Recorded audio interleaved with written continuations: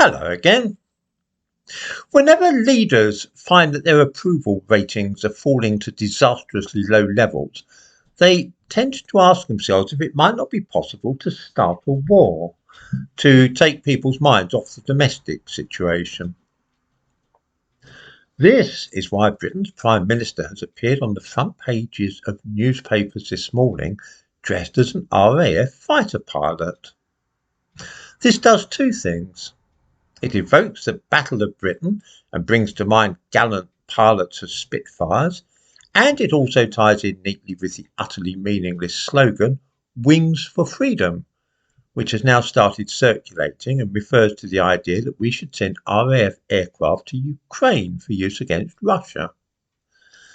The thumbnail to this video shows Sunak and Zelensky both kitted out as pilots and looking as if they can't wait to jump in the cockpit of a fighter plane and start giving it hot and strong to Jerry or the Ivans or whoever it is they're hoping to fight.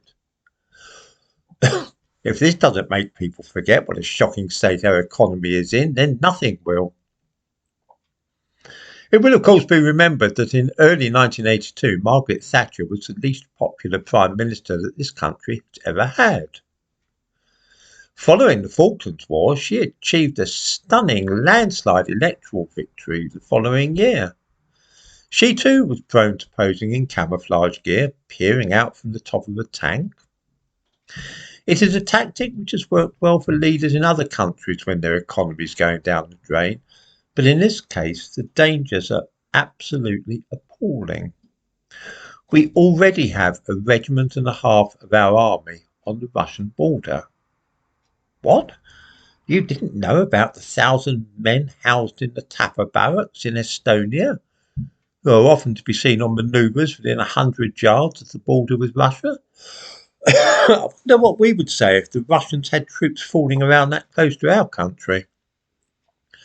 Unless I am very much mistaken, we are seeing now the beginning of a very dangerous game, in which we see how far we can push the Russians without actually ending up in a war with them.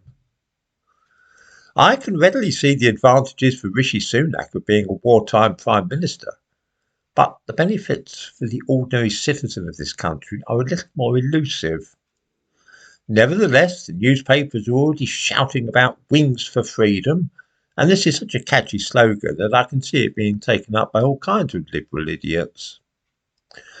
Unless we really do wish to be involved in a massive confrontation with Russia, like a modern-day version of the Cuban Missile Crisis, we should pull back from this madness right now.